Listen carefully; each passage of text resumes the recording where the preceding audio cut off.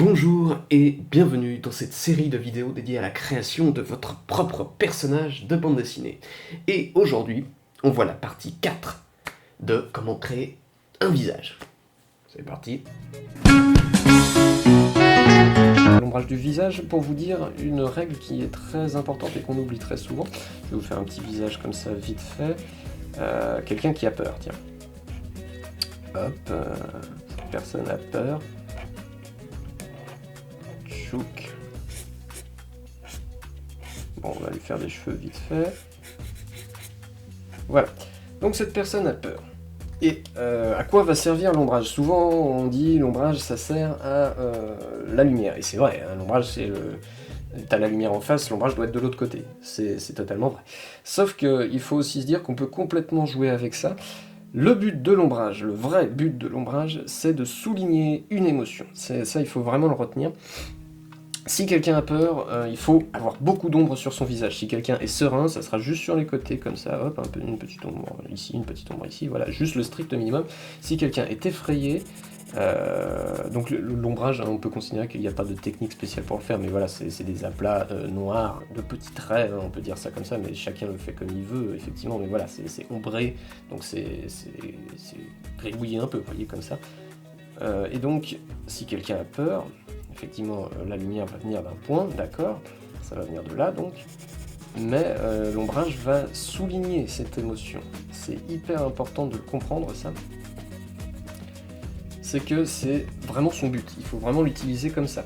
Si quelqu'un a peur, c'est comme ça. Si quelqu'un est fort, si quelqu'un est très très fort, alors là, par contre, c'est compliqué, parce qu'il aurait fallu que je fasse un corps, mais bon, bref. Quelqu'un est fort, hop, tchouk tchouk tchouk. Voilà, je vais être obligé de dessiner un peu son corps parce que c'est bien aussi de représenter quand quelqu'un est fort, de mettre l'ombrage surtout sur le corps pour montrer les muscles, etc. Bon bref, voilà, blablabla, des petits muscles. Si quelqu'un est fort, il va falloir en mettre de l'ombrage sur tous les traits carrés de votre personnage, vous voyez, pour souligner son côté imposant. Ça soulignera sa force. Voilà, il faut vraiment que l'ombrage soit utilisé à une fin particulière. On ne peut pas trop se permettre, on peut le faire, mais ça sert à pas grand chose d'utiliser l'ombrage autrement. Voilà, bon, c'est pas très clair mon exemple de force, mais voilà. Alors maintenant, on va passer aux cheveux et ensuite je ferai une petite vue global de ce que peut être un visage semi-réaliste. Alors ça sera pas un visage vraiment réaliste, parce que pour le visage réaliste, on va le dire maintenant, recopier des vraies photos. Recopier des vraies photos, voyez, inspirez-vous de votre environnement, et ça viendra à force de faire, vraiment, parce que là, il faut s'inspirer d'un environnement réel, vous pouvez pas vous permettre trop d'improviser. Donc si vous improvisez, ça fera un visage semi-réaliste, sauf si vous êtes vraiment très très instinctif, ce qui est largement possible, mais voilà, il y a plus de chances de tendre vers le semi-réaliste, que je vais vous montrer tout à l'heure. Voilà, donc recopier des photos, c'est mon conseil.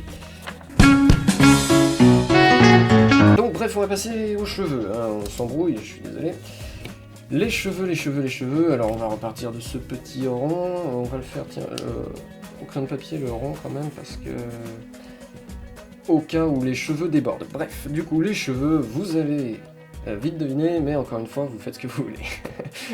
Voilà, c'est ça le contenu de ma vidéo. Non mais c'est vrai, vous faites en fait, vous laissez encore une fois libre cours à votre imagination, parce qu'il y a différentes courbes de cheveux, différentes coupes de cheveux, donc vous faites, par exemple, des cheveux, ils peuvent être tchouk, tchouk, tchouk, tchouk, tchouk, tchouk, tchouk, voyez, en triangle. Les mèches de cheveux, ce sera donc une courbe avec un côté pointue et une autre courbe. Vous voyez, des successions de petites courbes comme ça.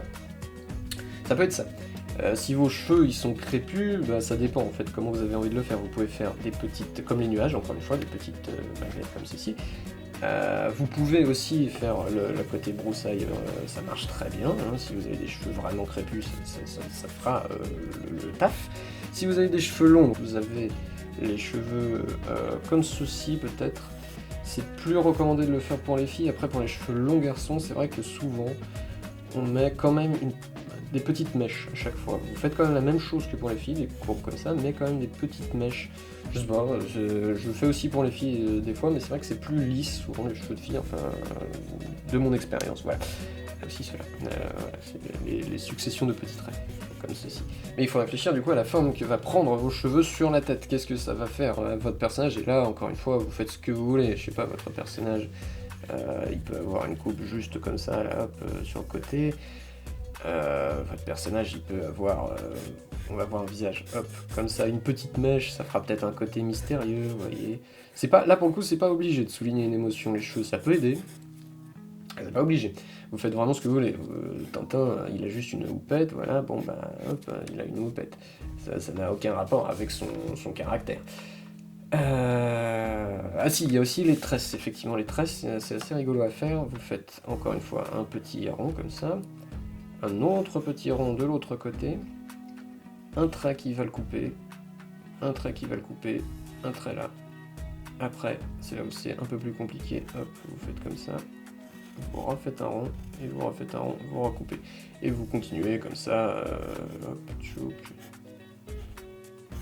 Et après, bah faut bien la finir la tresse, donc souvent on la finit, alors là ça peut être comme ça, mais souvent on la finit tchouk tchouk tchouk avec des...